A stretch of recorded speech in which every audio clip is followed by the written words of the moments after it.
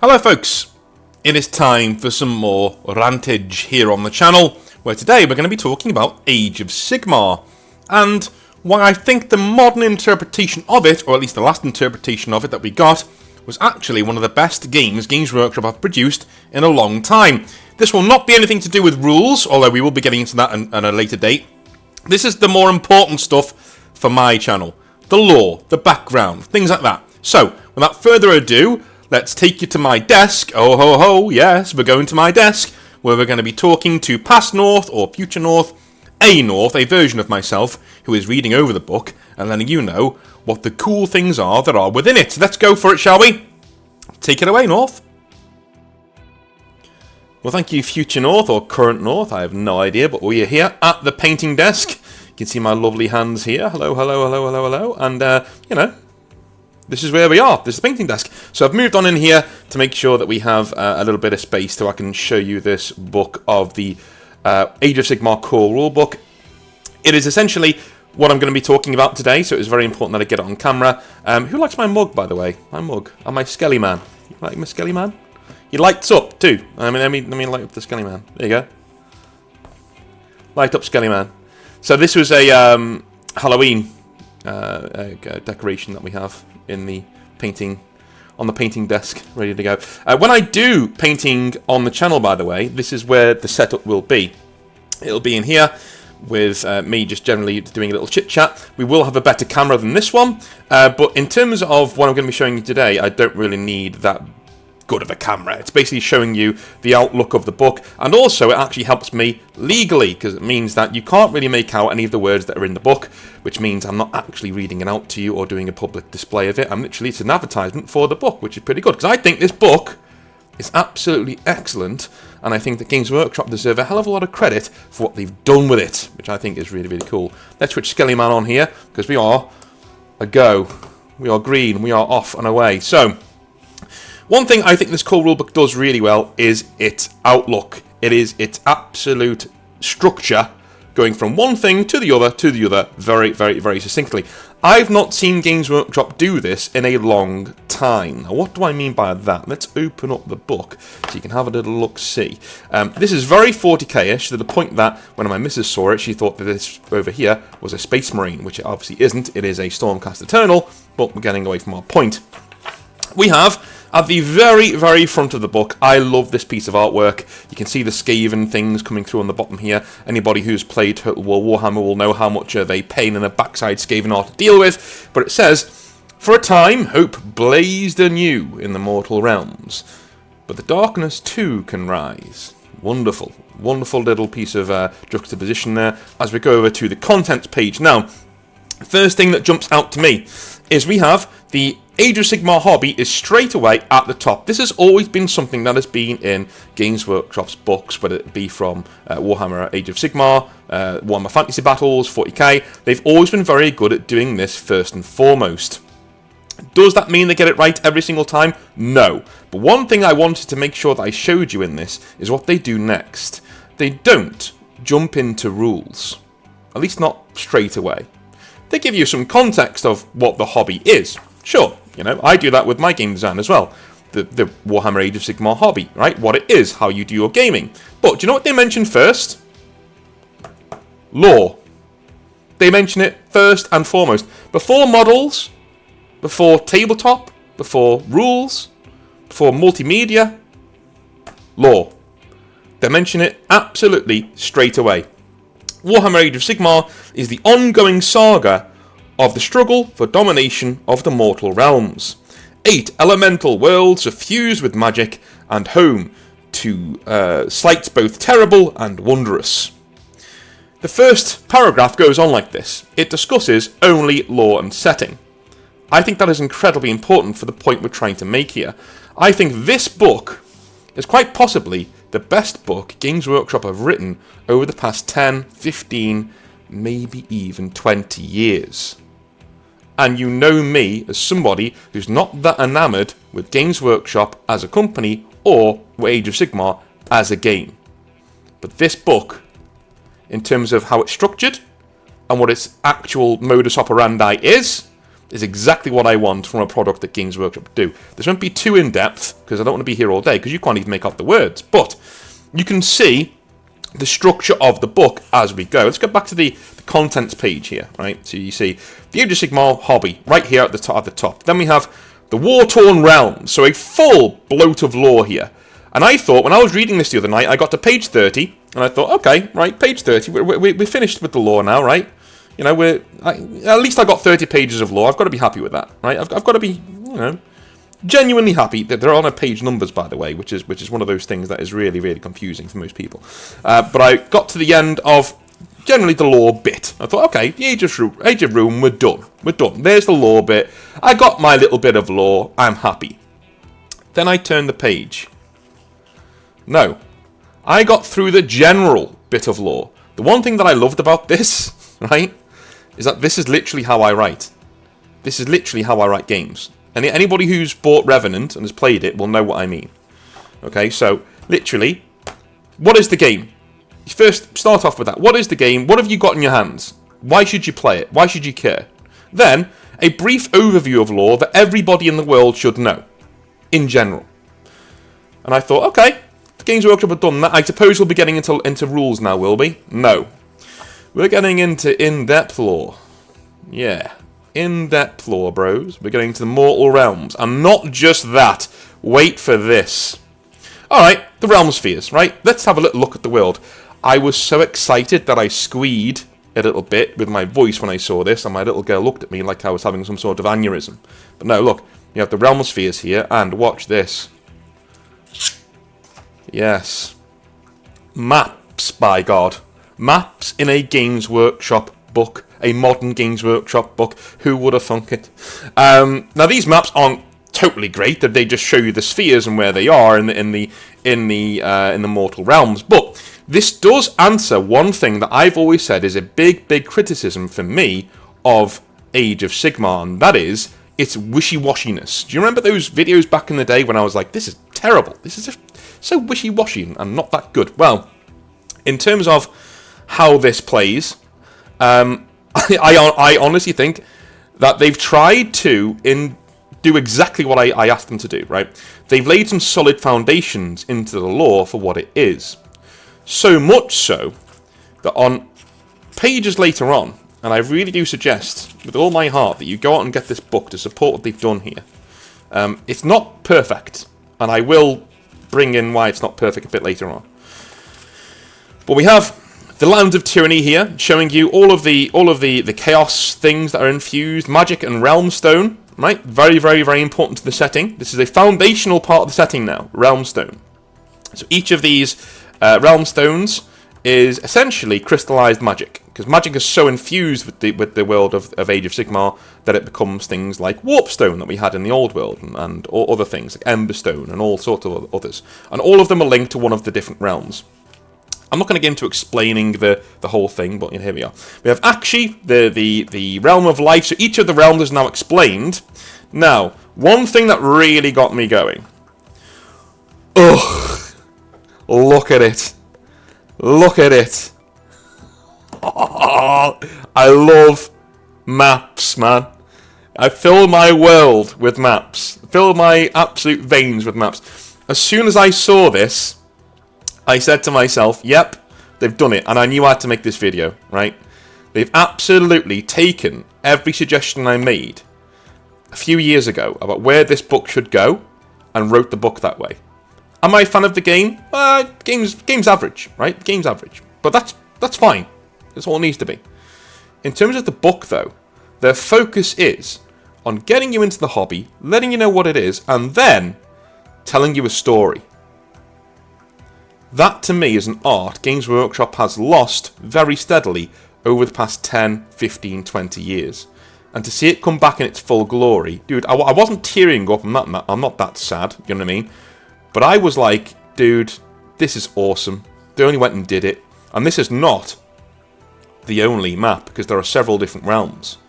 My main criticism back in the day was, there are these different realms, but they're all off in the ether, right? We're not really shown what there is. Do you remember my main criticism of Grimdark, right? I need stakes. I need to know what I'm fighting for. I need to know that it's worth something, that I'm actually fighting for something that is worth me doing. That was my main thing with these sorts of settings. The original Age of Sigmar setting didn't have that. It had no reason for me to be fighting because it was Games Workshop saying, buy our models, shut your mouths, essentially. And if you like the old world, don't bother being here. Their original rules were a slap in the face to everybody who liked the old world, and that was done on purpose. It left a bad taste in the mouth, and a lot of those people have left Games Workshop since. So what have they done with recent additions? We've seen a little bit of this creeping in. A little bit, every now and again. What they've done with this is a hand reaching out, like mine is now, to old world players saying, we've given you the old world. It's over there somewhere. You can play it if you want. But this also has what you want from the old world in it. And we don't just have one old world. No, sir. No, we have one in the realm of life, right? Obviously, the Skaven are in here in full force. Hence, there being something called the Nor here, which is basically where the Skaven live. But you know, one thing one detriment I do have with the lore with Age of Sigmar that I need to get into before I forget. Maybe have a little quick drink of my coffee. Marvelous. One thing I need to get into is there is something lost from the old world to Age of Sigmar, and that is territories. In the old world, you would look over the world map and you would know this is where the Empire live. You know what the Empire is. This is where the Bretonnians live, just over the mountains. We know what the Bretonnians are, we know where they live. The Mountains of Morn that sit between Cathay and the rest of the world, we know that's where the ogres live and where the Great Moor is.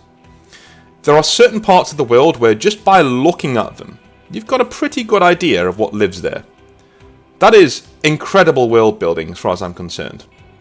And it is what makes the old world tick. It's what makes it such a cool thing. Age of Sigmar, I'm sorry to report, doesn't quite have that yet. It is still a setting in its infancy. As we can see here, the Nor is here, the Skaven are kind of there. But what is in, shall we say, Aridian? What's there? Well, if you go on the wiki, it just tells you, well, there are humans there and elves there. They live together. Okay. Well, I fully get what we're going for, because Age of Sigmar is more of an alliance-themed game. Okay. Elves don't really fight humans that much. You know, humans don't really fight dwarves that much. And that still happened in Warhammer, the old world, and in Warhammer in general. But those games had territories. They had, this is where they are. And if you look at that, the world building, that's exactly what you're going to get.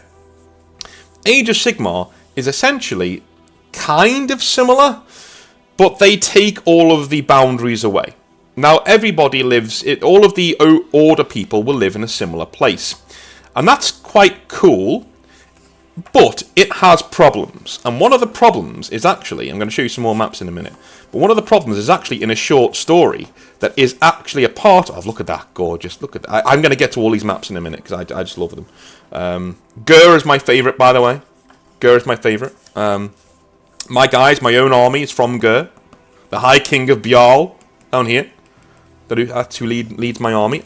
He doesn't exist, I've made him up, and that is another really big strength of the setting that I'll get into in a minute. In fact, I'll get into it now. So the infancy of a setting like this really does let you make it your own. You can't really go into the old world and start writing up brand new characters that rule certain parts of the world or that lead armies in certain parts of the world. They've got to fit into the structure of what is already there. Same with 40k as well, to a lesser extent. Age of Sigmar, when they've removed those boundaries, which I think is overall a bit of a detriment, what they've also done is remove the boundaries on you watching the video. You are now able to create characters that go into these worlds and these realms and make them actually fit. Alright? Absolutely. I've made the High King of Bjarl. I've literally, he rules this area here with his army. His orcs are there, right? He's got orcs working for him, he's got ogres working for him. He's a Chaos Lord that was abandoned here and has made his own mini-kingdom, the High Kingdom of Bjarl. And I'm writing it up, and it works, and it's right there, you can see it, right? There are even big battles here that have happened. This one is the Battle of... the War of Basilisks happened there, right? You can see that tiny little dot there I'm pointing to, right? It's two crossed swords and axes. It shows you where a great battle is when you look at the key down there somewhere. So I wrote that into the lore. I said, yeah, that's a big war that happened, and essentially it's what proved his worth to the orcs, so that a load of them started following him, and he created a kingdom of his own, right? He's trying to push across this strait, up here, into the rest, because this whole continent down here is being smashed into this upper one, and that's actually in the lore too. But the fact that I got to do that in a Games Workshop setting, and the Games Workshop setting literally went, yeah, there's no lore for it. Why didn't you write it? That's the main strength of a world like this. Okay? They give you just enough to play with. Basically what Games Workshop do, they give you the Play-Doh. What they do with the old world, they give you a really cool castle to play in. A Lego castle. It's already built, but you can play in it, right? And you can make characters go in it. You can make like different armies that go in it. That's brilliant. Yeah, cool. What this is a Lego set. Undefined. And they say, yeah, it's medieval themed, but build it. Do what you want. Go for it. Right? What we had before, we didn't even have the Lego set medieval themed. It was just a Lego set, right? And that to me is too loose. It's too wishy-washy, right? Now we have a few rules in place of what goes where and when, and you can use those rules to build something really, really, really cool. So, but one of the key weaknesses of this way of storytelling, of this way that they've chosen to go about their excursions into the Age of Sigmar, one of the main things, if I can find it, it'd be around here somewhere, History of the Realms. I think it's a short story, and I read it the other day. Anyway, it is a story that literally takes place in a tavern. It is a full-length story, so it'll be here somewhere. It is a tavern with a bunch of people from different parts of the realms, all chatting and talking about what's going on, about what's happening in the actual setting at the moment, and where to go and what to do and things like that. But it also highlighted one of the key weaknesses of this setting, and that is, I'm quite good at following stories. I don't think I think it's further back here. I'm quite good at following stories. I think I'm genuinely pretty good at it. Right? I'm able to go into anything that is submitted to me, and I will genuinely know what you're talking about. I read fantasy almost for a living, right? I've edited several books in the fantasy genre and been paid to do so. You know, it's one of those things. A lot of the essays that I get, the dissertation, here it is. A lot of the essays I get, the dissertations I get, are to do with fantasy. I read a really good one this year, a dissertation that I marked on barbarians in history and where the actual representation and inspiration of barbarians like Conan comes from in real history. It was brilliant, I loved it, gave it a really high mark, and that person is now swanning off to do, hopefully, a doctorate, which would be really, really cool. But in terms of this right here, I'm not going to read it out, but there are terms used in here that are not explained. And I don't care about any of these people.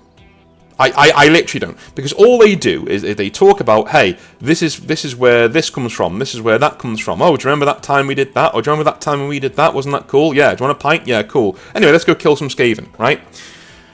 That's literally the gist of what's going on here, and the picture does a really good picture of what's going on in the story. When I juxtapose this with something that was in the old Warhammer rule books, you would have an actual story about a dwarf standing in a battle line as Skaven run towards him, and he thinks about, a lot of you would have read this, right, in one of the old Warhammer rule books. He thinks about his family back home. He thinks about his hold. He thinks about how he really hates being on the surface, all that big sky up there. It's a horrible place to die, right? He thinks about his brothers in arms, and how they're all together. He thinks about the Slayers that are also there, that aren't with him, but they're a part of the army. And in doing all of that, you find out a lot about the dwarves, but you're shown it, you're not told it. This is a character thinking about his people in the time before he thinks he's going to die. Then he stabs his first Skaven, and a load of blood goes in his face and his beard, and he thinks, it's going to be a long day. And that's how the story ends, okay? That is how you write a short story in a rulebook like this. You're showing people who the cultures are, who the kingdoms are, what's going on, almost through osmosis.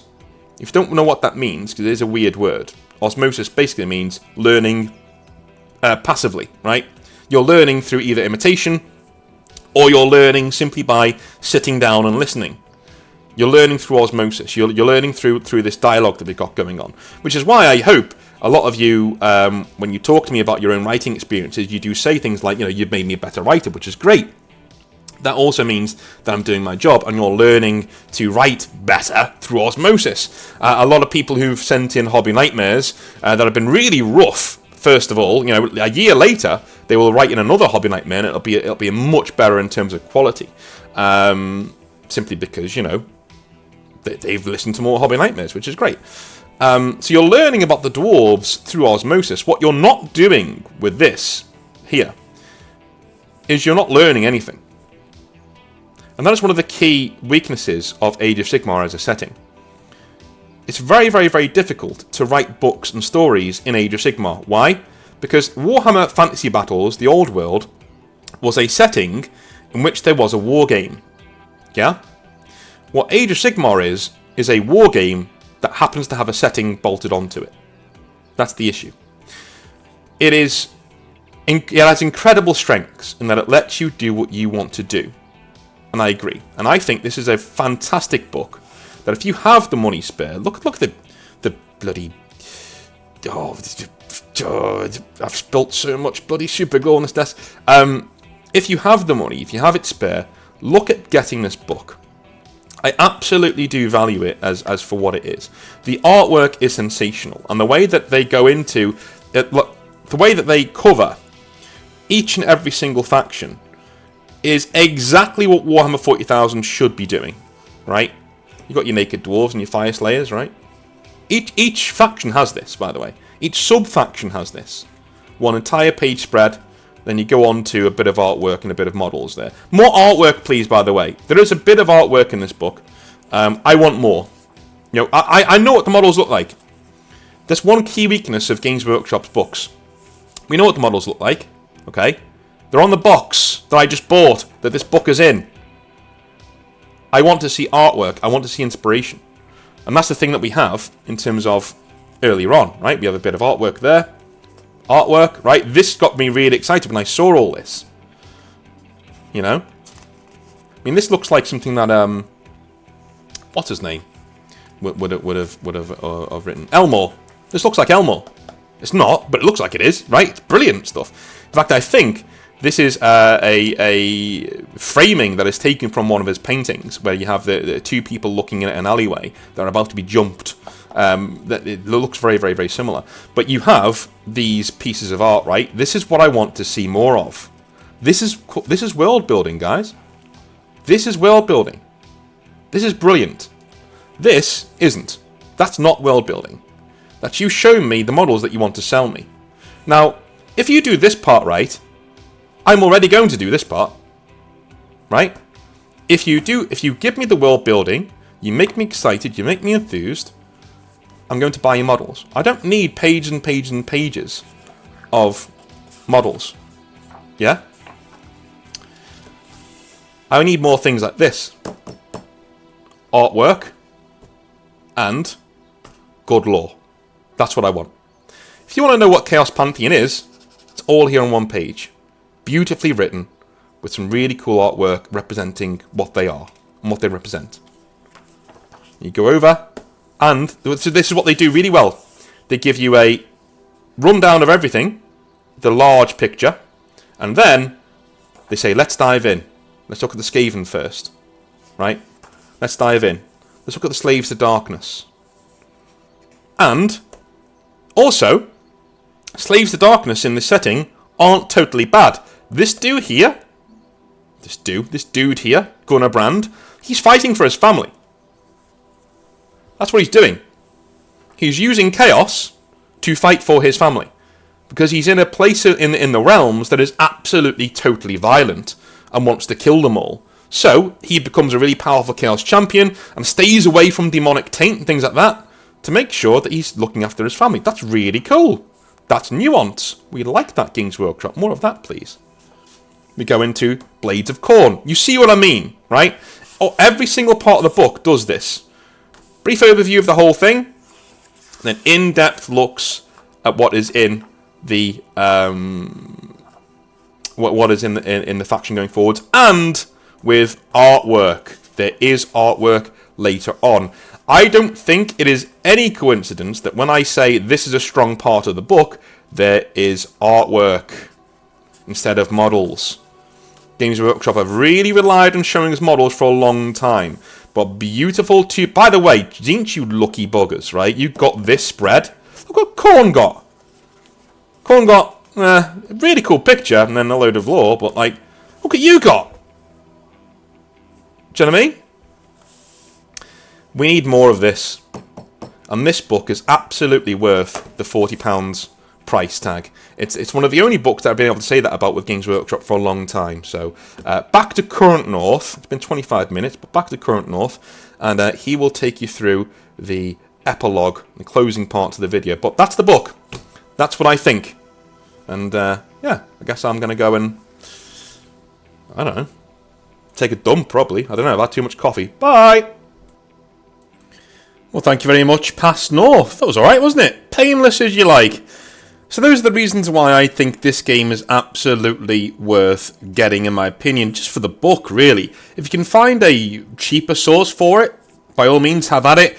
But it is one of the best books that Games Workshop have produced in a long, long time, and I thoroughly enjoyed reading through it. So, do you have any Games Workshop books that you look back on and think, wow, that was a seminal moment, that is something that every wargamer needs on their shelf? Or is there a book from another publisher or game developer that you think is worthy of being on everybody's bookshelf? Let me know in the comment section down below. I'll be back tomorrow with some more Hobby Nightmares, and have a wonderful rest of your day. Speak to you soon. Have a good one. Bye now.